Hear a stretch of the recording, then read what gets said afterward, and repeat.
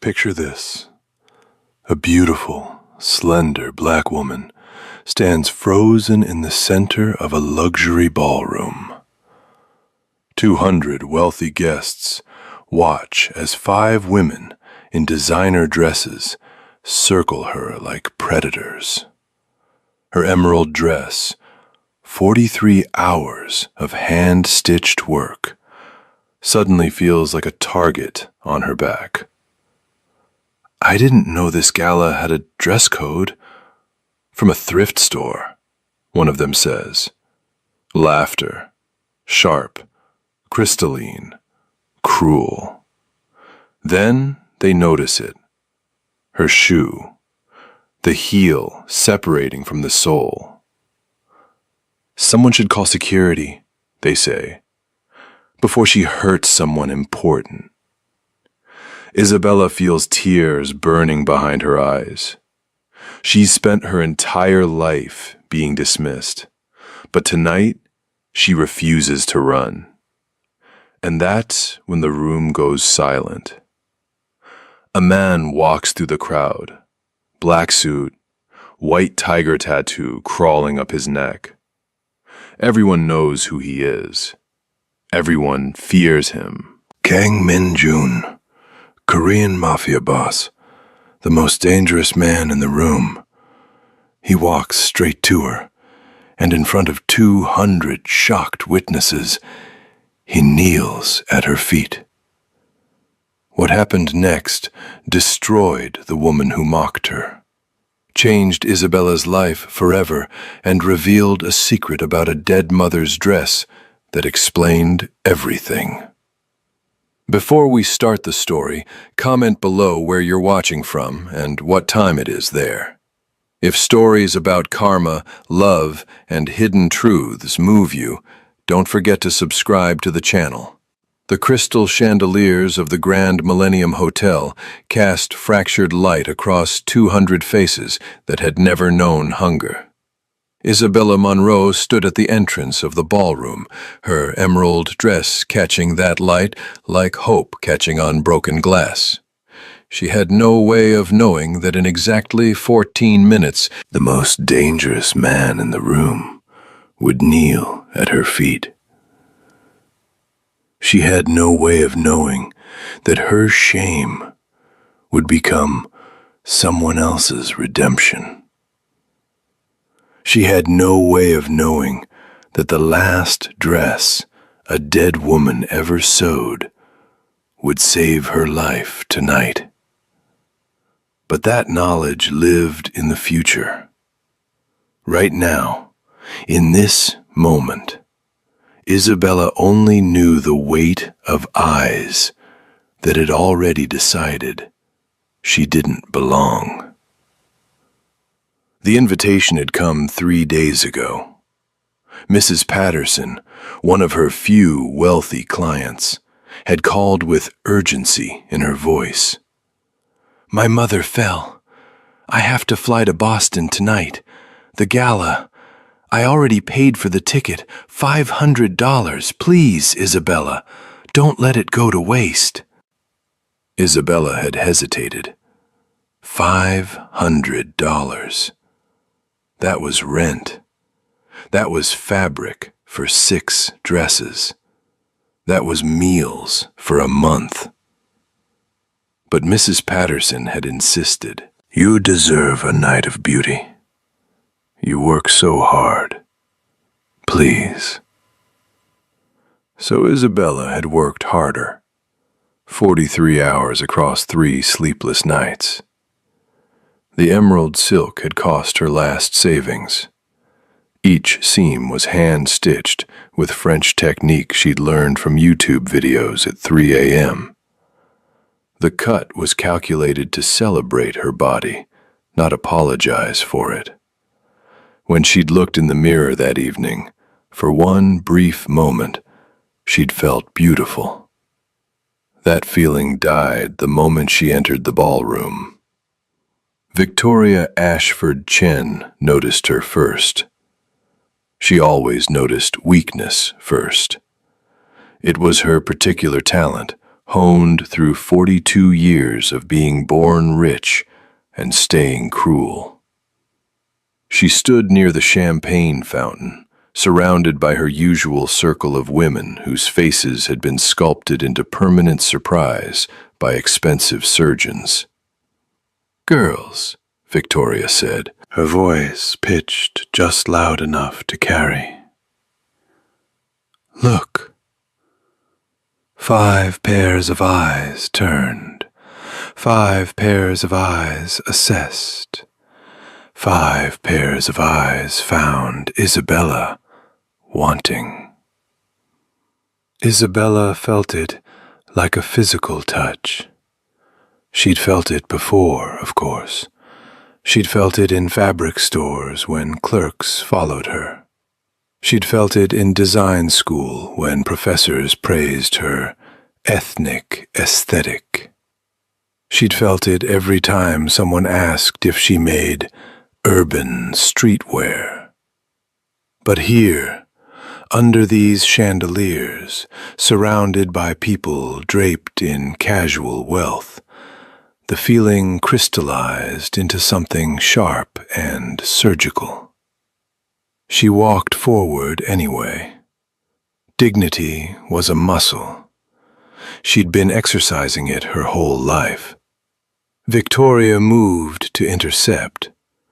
The other women followed like sharks scenting blood in water. "Welcome," Victoria said, and her smile was a beautiful, terrible thing.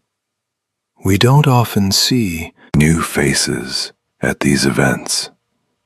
Isabella recognized the pause, that careful space where an insult lived without being spoken. "Thank you for having me," she said, keeping her voice level.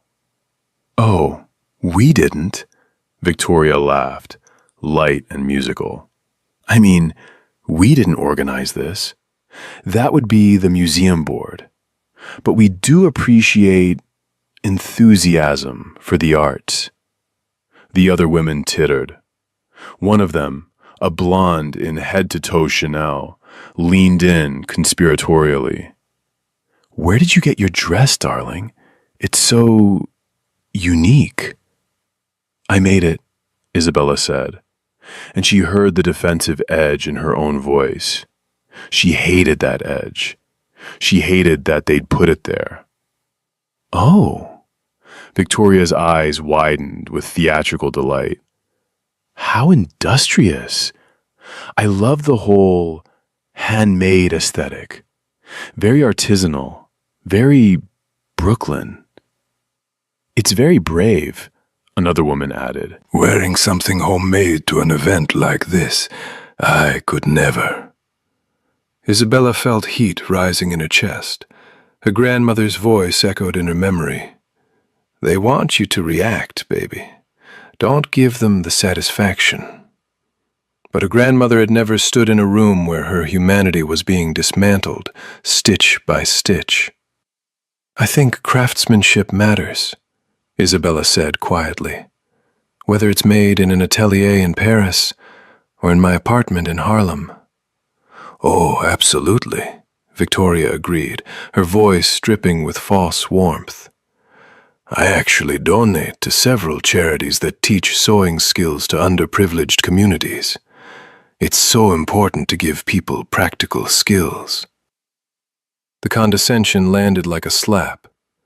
Isabella's jaw tightened, but before she could respond, she felt it. A subtle shift in her right foot. Her shoe. The heel. The adhesive was failing. "No, not now. Please, not now."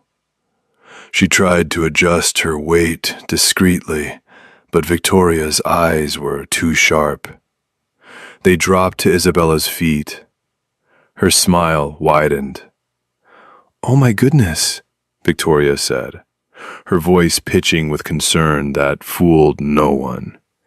"Your shoe, is it—" Isabella looked down. The heel was separating from the sole. Slowly. Inevitably. like everything she'd worked for coming apart under scrutiny. "It's fine," Isabella said, but her voice came out strangled. "It's really not safe," the blonde woman said. "You could trip. You could hurt someone." "Someone should call security," another woman added, "before there's an incident." They were circling now. Literal circling. 5 women in dresses that cost more than Isabella's yearly income, forming a wall of judgment around her broken shoe and her homemade dress, and her audacity to exist in their space. Isabella felt her eyes beginning to burn, the familiar sting that came before tears. She'd survived poverty. She'd survived racism. She'd survived every professor who told her she'd never make it in fashion. But somehow, in this moment, surrounded by people whose cruelty was cultivated and casual, she felt something inside her beginning to crack. And then, the room went silent. Not gradually, instantly, like sound itself had been murdered. Isabella looked up. Every person in the ballroom had turned toward the entrance. Every conversation had stopped mid-sentence.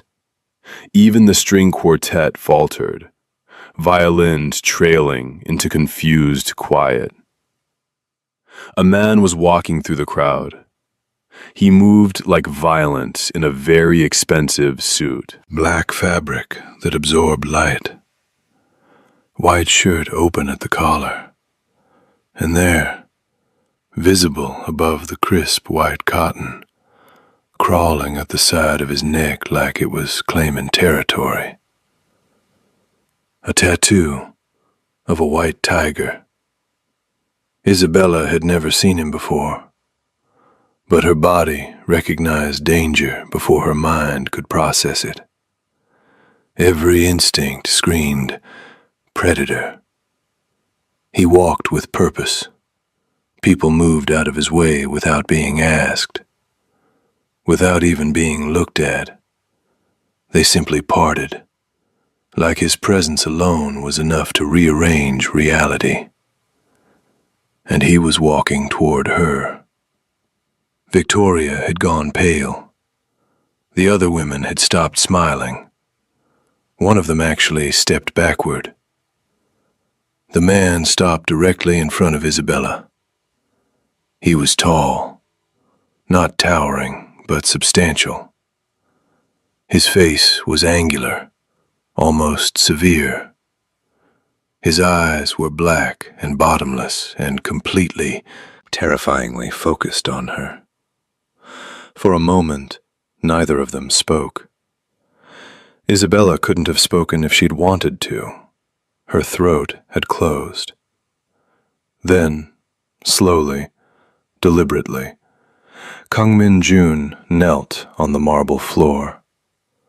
The entire ballroom gasped. Someone dropped a champagne glass. The sound of crystal shattering was the only noise in a room of 200 people. "Permit me," he said, in English flavored with a Korean accent. His voice was quiet, but it carried. It resonated. His hands, scarred across the knuckles, marked with a life she couldn't imagine, reached for her damaged shoe with impossible gentleness. Isabella's mind could not process what her eyes were seeing. The most terrifying man she had ever encountered was kneeling before her, cradling her broken shoe like it was something sacred. His fingers moved with precision. He examined the separated heel, turning it slightly to catch the light. "The adhesive failed," he said, more to himself than to her. "Cheap glue. Not your fault." He reached into his inner jacket pocket. Isabella watched, frozen, as he produced a small tube. industrial adhesive, the kind that bonded metal to metal, that held structures together permanently. "I always carry this," he said, as if answering a question she hadn't asked. His eyes flickered up to meet hers briefly. There was something there, something that looked almost like understanding. "You never know when something valuable will break." He applied the glue with surgical care.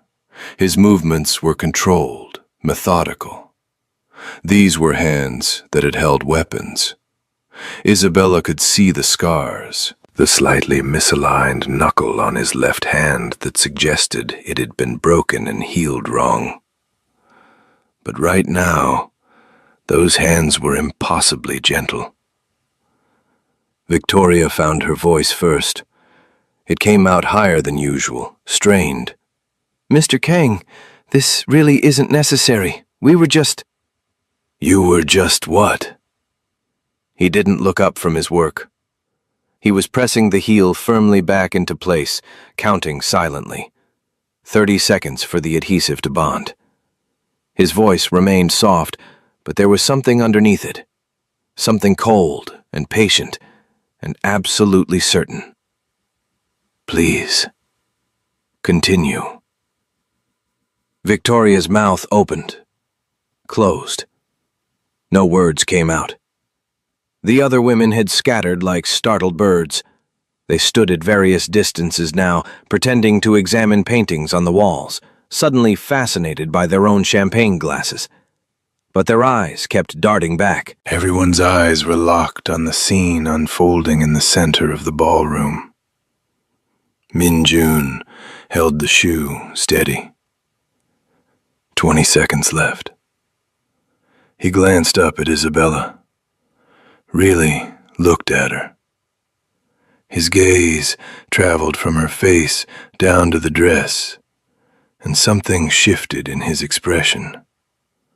Something softened, just fractionally. "Your dress," he said, quietly. "You made this yourself?" Isabella's voice came out as a whisper. "Yes."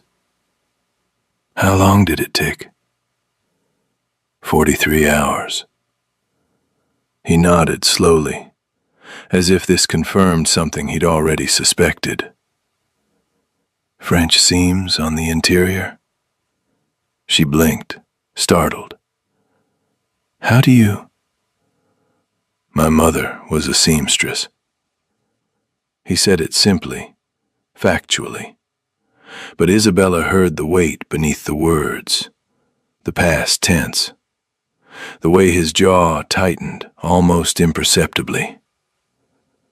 She worked for women like them. He tilted his head slightly, indicating Victoria and her friends without looking at them. Rich women.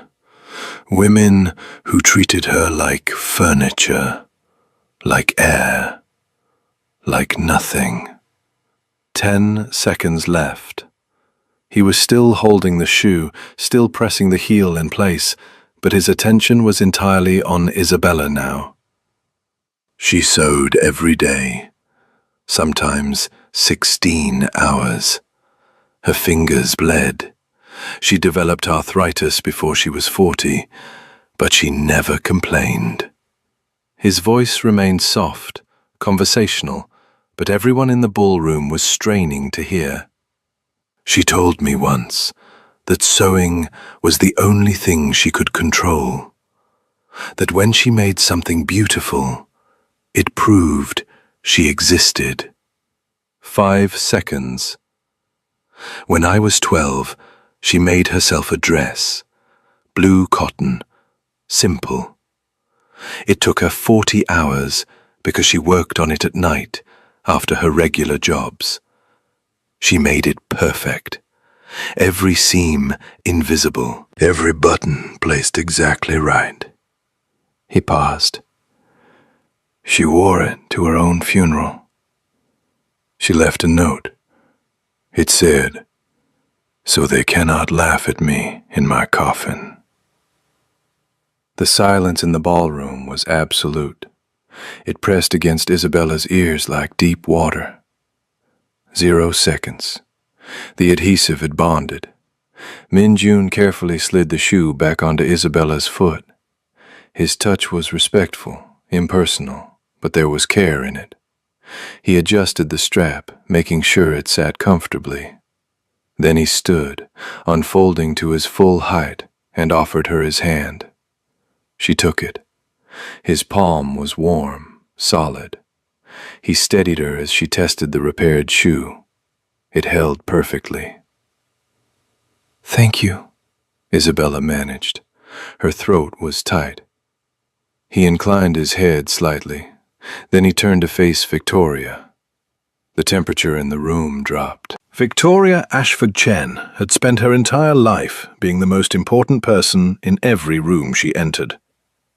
She had perfected the art of social dominance.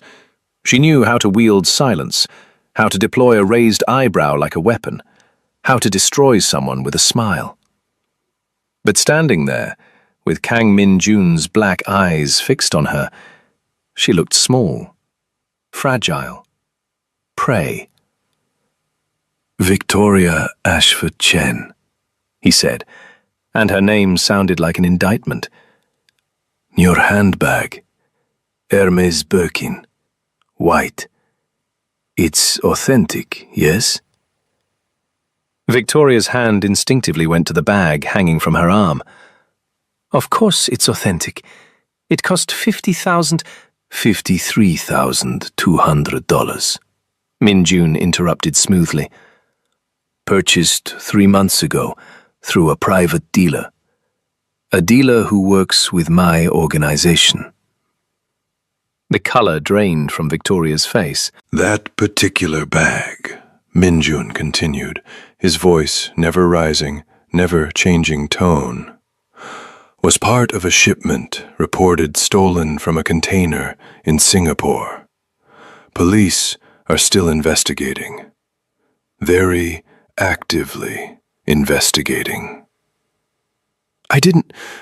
My husband bought it. I had no idea. Your husband. Min-jun smiled. It was the most terrifying smile Isabella had ever seen.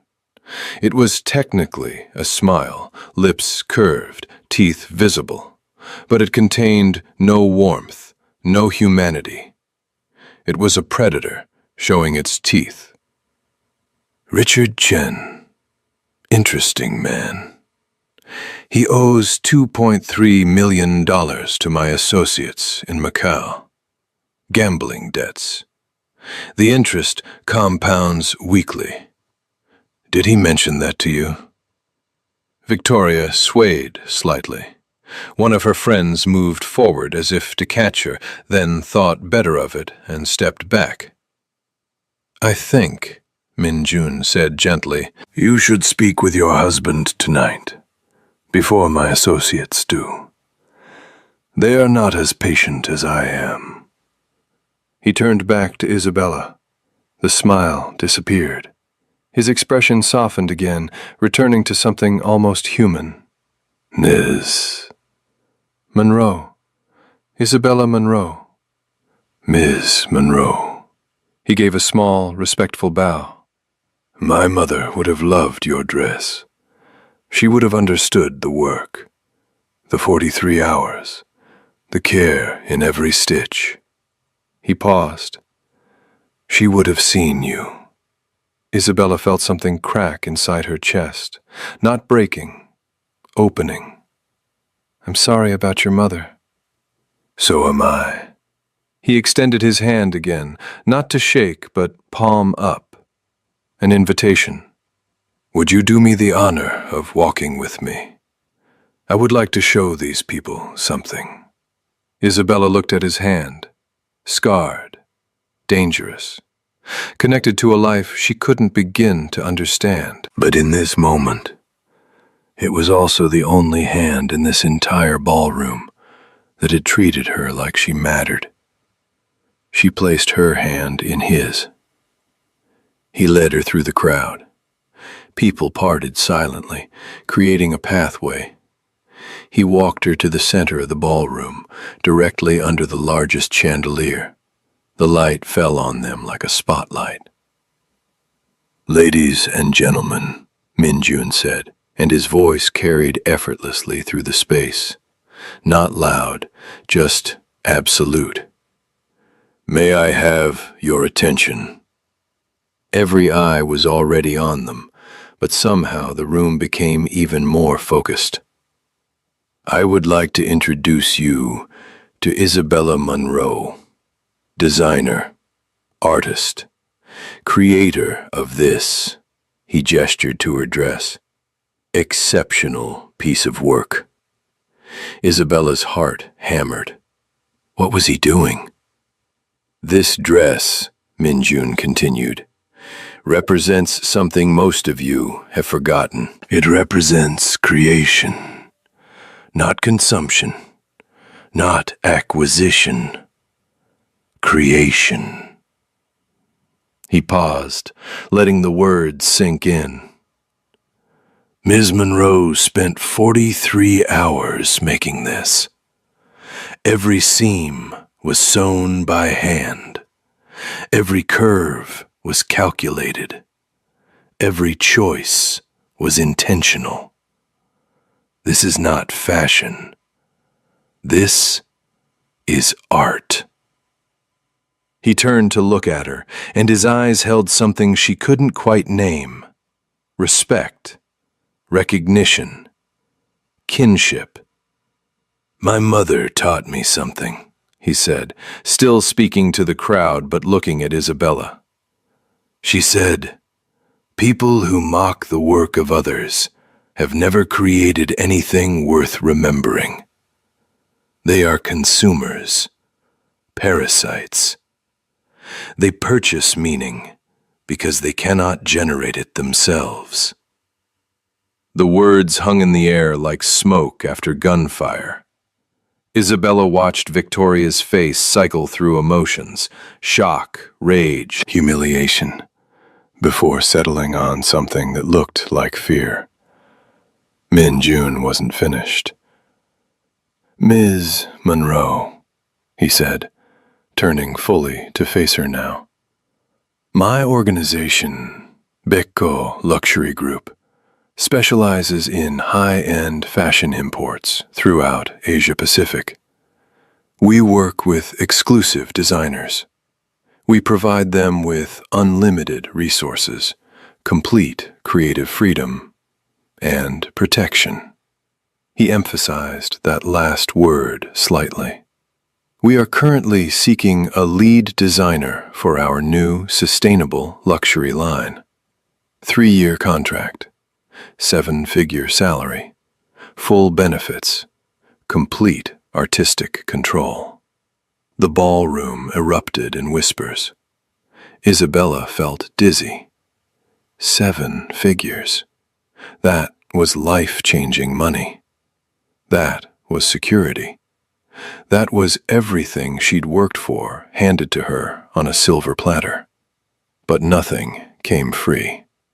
Nothing ever came free. "Why?" The word escaped before she could stop it. "Why me?" Minjun's expression didn't change, but something flickered in his eyes. Something that looked like approval. "Because talent ignored is talent wasted, and I do not waste valuable assets." He paused, then added more quietly, just for her. "Also, because my mother deserved better, and I cannot give it to her anymore. But perhaps I can give it to someone else who deserves it." Isabella felt tears threatening again, but these were different.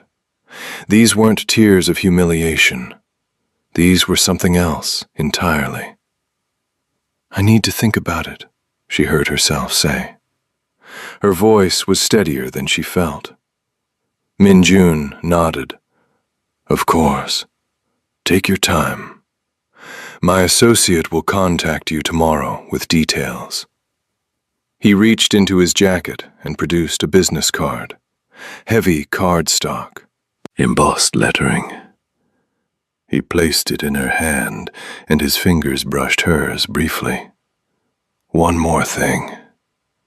He turned back to the crowd. His gaze swept across the room and landed on Victoria, who looked like she wanted the marble floor to swallow her whole. Mrs. Ashford Chen was correct about one thing, Minjun said. Security should be called, just not for the reason she suggested. He pulled out his phone, tapped something, and held it up so the screen was visible to those nearby. I've just sent evidence of your stolen handbag to the NYPD.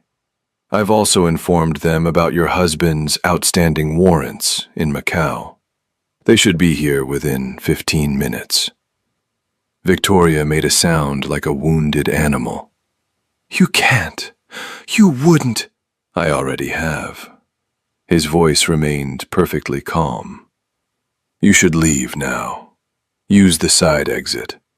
If you hurry, you might reach your lawyer before the police reach your home. 2 security guards appeared at the edge of the crowd. Not hotel security. These men wore dark suits with subtle earpieces. They moved with military precision. Min Jun's men. Victoria looked at them, then at Min Jun, then at Isabella. For a moment, hatred blazed in her eyes, pure, undiluted loathing. Then survival instinct kicked in.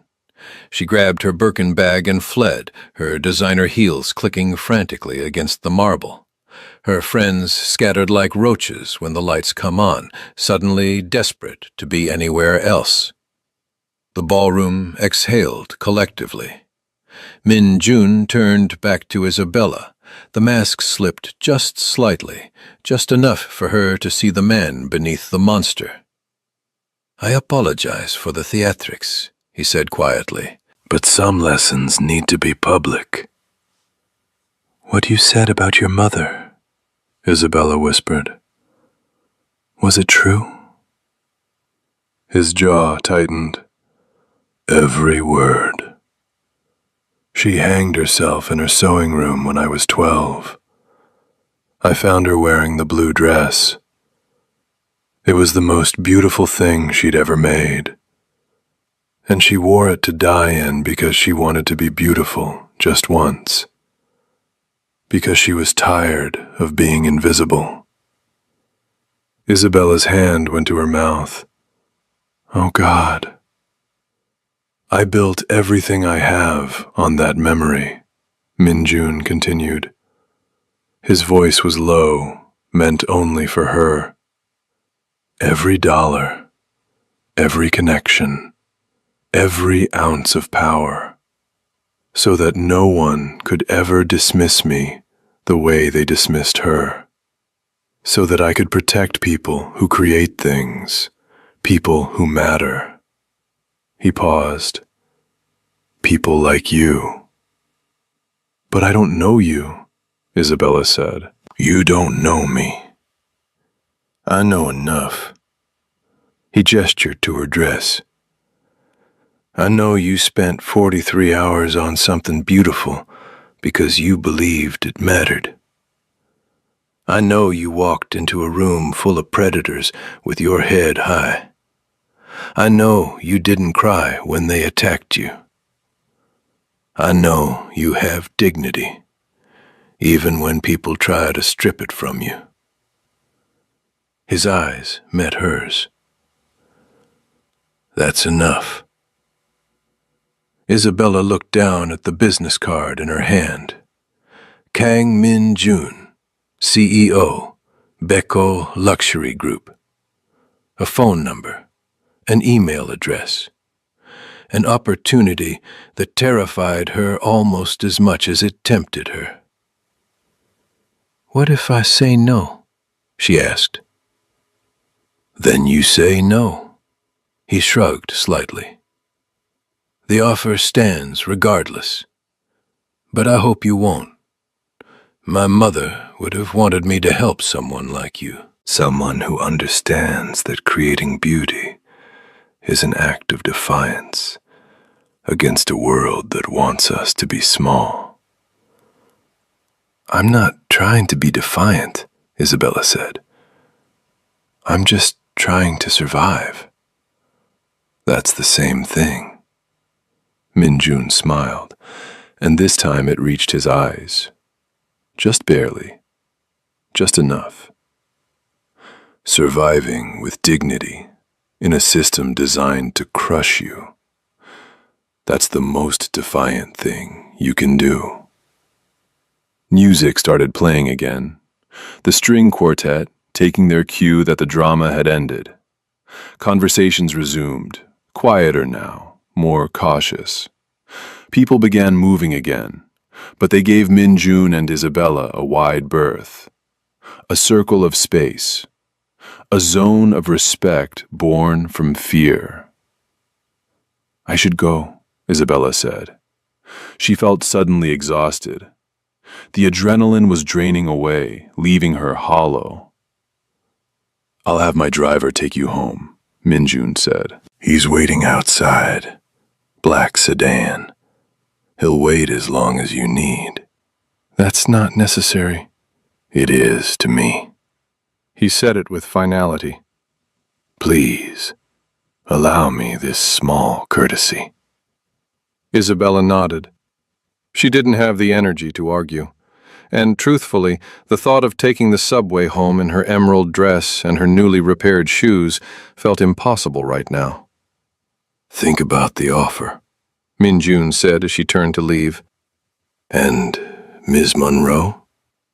She looked back. 43 hours of work deserves to be seen, deserves to be celebrated. Don't let anyone convince you otherwise. Isabella walked through the ballroom toward the exit. People watched her go. But this time, their eyes held something different. Not mockery, not dismissal. Something closer to awe. Or maybe fear. Or maybe respect. That thing she'd been chasing her entire life. The black sedan was exactly where Min-jun said it would be. The driver, a middle-aged Korean man with kind eyes, opened the door for her without a word. The interior smelled like leather and money. As they pulled away from the hotel, Isabella looked back through the rear window. She could see Min-jun through the glass doors, standing alone in the center of the ballroom. He looked like a king surveying his kingdom, or a ghost haunting the scene of his mother's death over and over, trying to rewrite the ending. Her phone buzzed, a text from an unknown number. The dress is extraordinary, the woman wearing it even more so. M.J. Isabella leaned back against the leather seat and closed her eyes. 43 hours. That's what it had taken to change her life. 43 hours of sewing and 14 minutes of humiliation. And one dangerous man who saw his dead mother in a stranger's dignity. She opened her eyes and looked at the business card again. Then she opened her phone and typed, "I have one condition." The response came within seconds. Name it. 20% of all profits go to a scholarship fund for young designers from underserved communities. 3 dots appeared. Disappeared. Appeared again. Then 30%. And you name the fund after her. After who? My mother, Kang Soo-jin. So they remember her. So they know her work mattered.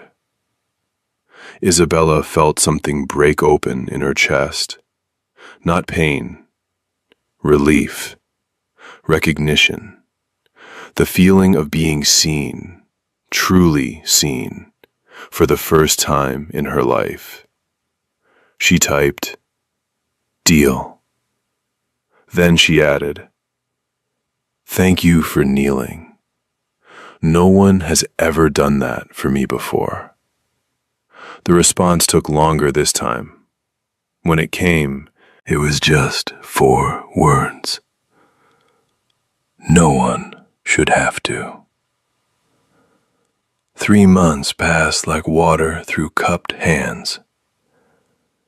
Isabella stood in her new studio, a converted loft in Soho with floor-to-ceiling windows and sewing machines that cost more than her entire previous year's income, and tried to remember the woman she'd been that night at the gala. That woman felt like a stranger now, a ghost of someone who'd believed she had to shrink herself to survive. The Kang Soo Jin Foundation had launched 2 weeks ago. The press coverage had been massive. Not because of the money, though 30% of Beko Luxury Group's profits was a substantial fortune, but because of the story.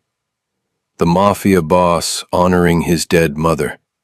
The black designer given a chance.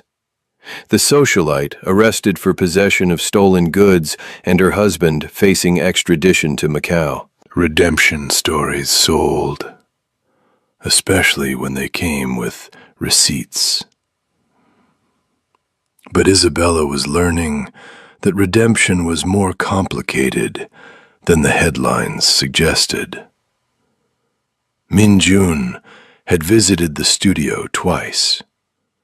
Both times, he'd been accompanied by men in dark suits who stood outside and pretended they weren't armed. Both times, he'd examined her work with the careful attention of someone who understood craftsmanship. He'd pointed out a seam she'd missed, suggested a different drape for a jacket, asked thoughtful questions about sustainable fabric sourcing. He never mentioned his mother again, but Isabella saw her ghost in everything he did. On his second visit, after approving her designs for the spring collection, he'd paused at the door. "May I ask you something personal?" Isabella had nodded, though her stomach tightened with uncertainty. "That night at the gala, when Victoria and her friends were mocking you, why didn't you leave?" She'd thought about lying, about saying something noble or brave. But she owed him honesty. "Because I've been leaving my whole life. Every time someone made me feel small, I left. I walked away. I told myself it was dignity." She'd paused, remembering the weight of those eyes, the sting of those words. But that night, I realized leaving was just another word for surrender. So I stayed. Min Jun had studied her for a long moment. Then he'd said, "My mother never learned to stay. She left in the only permanent way she could." His voice had been flat, factual, but Isabella heard the wound beneath it. "I spent 23 years trying to understand why, and the only answer I have is that the world broke something in her that couldn't be fixed." "I'm sorry," Isabella had whispered. "Don't be. Use it." He'd gestured to the studio, to the designs pinned to the walls, to the future they were building together. Every piece you create, every designer you help through the foundation, every time you refuse to be small, that's how we fix what they broke. Not by saving one person, but by changing the system that breaks people. Now, standing alone in the studio, with fabric samples scattered across her desk, Isabella understood what he'd meant. This wasn't charity. This was warfare. Quiet, elegant, devastating warfare against every Victoria Ashford Chen who'd ever made someone feel worthless. Against every system that measured human value in dollars and skin color and zip codes. Her phone rang. Unknown number. She almost didn't answer. Ms. Monroe. The voice was female, professional, cold. This is Detective Sarah Chen with the NYPD. I need to ask you some questions about Kang Min Jun. Isabella's blood froze. What kind of questions? The kind best asked in person. Can you come to the precinct this afternoon? Am I being accused of something? Not at this time. But Mr. Kang is under investigation, and you're listed as a business associate. We just need to establish the nature of your relationship. The call ended before Isabella could respond. She stared at her phone, mind racing. Of course, Min Jun was under investigation. He was a criminal. A real one. Not the romantic kind from movies, but the kind who hurt people, who broke laws, who built empires on suffering. She'd known that from the beginning. But somehow she'd convinced herself it didn't matter, that his kindness to her outweighed his cruelty to others. Now, reality was demanding payment. She called the number on his business card. It rang once. Isabella. His voice was calm. He already knew. The police want to talk to me. I know. Detective Chen called me first. It's routine. They're building a case, but they have nothing solid. They're fishing. Are you telling me to lie? Silence. Then, I'm telling you to be honest. Tell them exactly what happened. The gala, the contract, the foundation, all of it. He paused. The truth is the best defense, because the truth is that you've done nothing wrong. But you have. She said it quietly, but firmly. Haven't you? Another pause, longer this time. Yes. I have done many things that would horrify you. Things I will never tell you about, because you don't need that weight. But I have never lied to you about what I am. What are you? Isabella asked, though she wasn't sure she wanted the answer. I'm a man who watched his mother die, because the world convinced her she was worthless. And I decided that if the world worked that way, I would master its rules. I would become powerful enough that no one could dismiss me. No one could ignore me. No one could make me feel small ever again.